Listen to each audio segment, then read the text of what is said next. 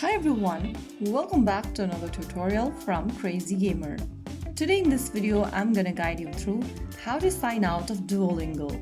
If you want to switch your Duolingo accounts or log in on another device, then you can easily sign out of it first.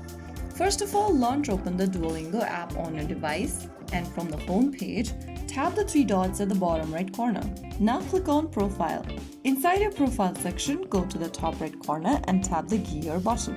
At the very bottom, you will see a sign out button. Tap on that and you have successfully logged out of your Duolingo account.